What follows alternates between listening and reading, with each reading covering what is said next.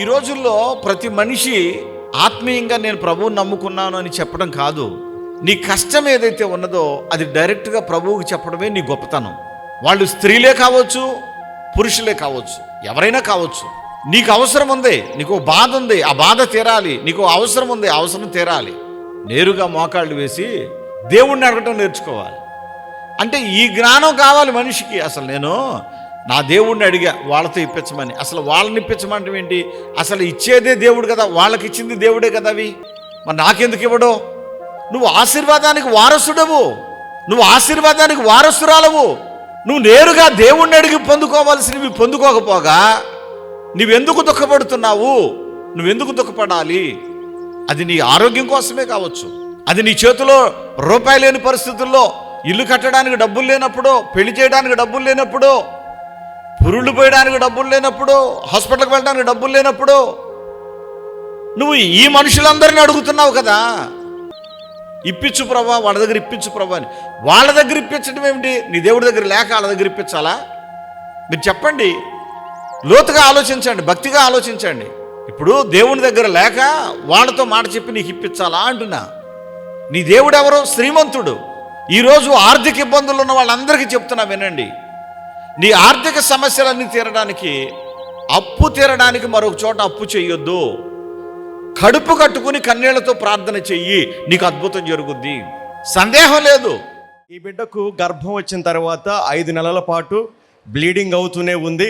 మరి అలా బ్లీడింగ్ అయితే అందరికీ తెలిసిందే, పిండం నిలబడదు, ఆ ప్రెగ్నెన్సీ పోతుంది. కానీ ఆ సమయంలో ఈ స్థలానికి రావడం, ప్రార్థన చేయించుకున్నారు.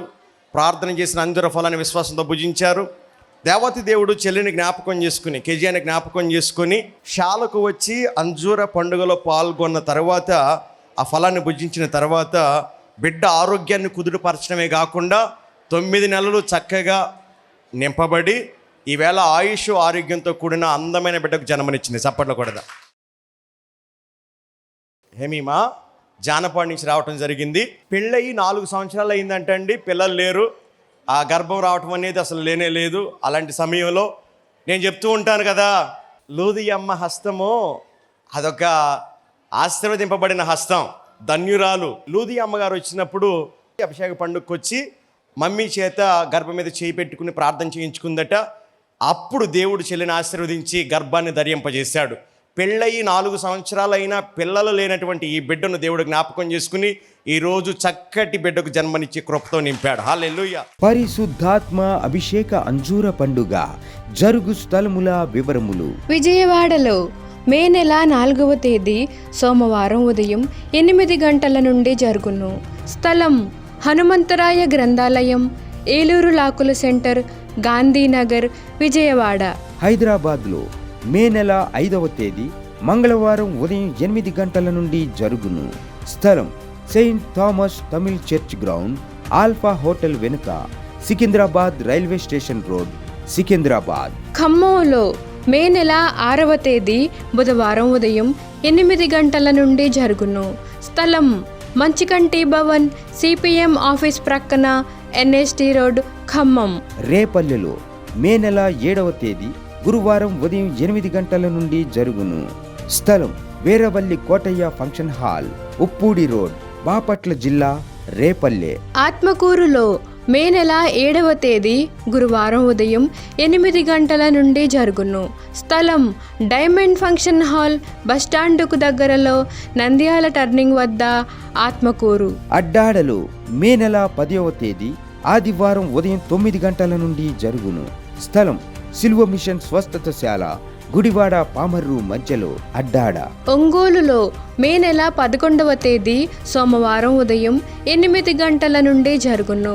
స్థలం కాపు కళ్యాణ మండపం, బస్టాండు దగ్గర, ఒంగోలు.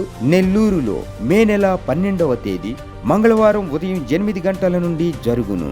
స్థలం జిపిఆర్ గ్రాండ్, ముత్తుకూరు గేటు దగ్గర, మినీ బైపాస్ రోడ్, నెల్లూరు. నంద్యాలలో మే నెల 13వ తేదీ బుధవారం ఉదయం 8 గంటల నుండి జరుగును. స్థలం JK function hall, Saleem Nagar, municipal office దగ్గర, నంద్యాల. కర్నూలులో మే నెల 14వ తేదీ గురువారం ఉదయం 8 గంటల నుండి జరుగును. స్థలం వైఎంసీఏ గ్రౌండ్, రాజ్ థియేటర్ ఎదురుగా ఆర్ఎస్ రోడ్, కర్నూలు. గుంటూరులో మే నెల 17వ తేదీ ఆదివారం మధ్యాహ్నం 3 గంటల నుండి జరుగును. స్థలం LEM high school ground, lodge centre, Brodipet, Guntur. తాడేపల్లి గూడెంలో మే నెల 18వ తేదీ సోమవారం ఉదయం 8 గంటల నుండి జరుగును. స్థలం Renuka function hall, flyover bridge ఎదురుగా కొండయ్య చెరువు రోడ్, కడగట్ల, తాడేపల్లి గూడెం. వైజాగ్లో మే నెల 19వ తేదీ మంగళవారం ఉదయం 8 గంటల నుండి జరుగును. స్థలం సుబ్బలక్ష్మి కళ్యాణ మండపం, శ్రీకన్య థియేటర్ ఎదురుగా railway new colony, Subbalakshmi Nagar. కాకినాడలో మే నెల 20వ తేదీ బుధవారం ఉదయం 8 గంటల నుండి జరుగును. స్థలం universal community hall, Gandhinagar, Mohammed Ali street, Kakinada. మాచెర్లలో మే నెల 20వ తేదీ బుధవారం ఉదయం 8 గంటల నుండి జరుగును.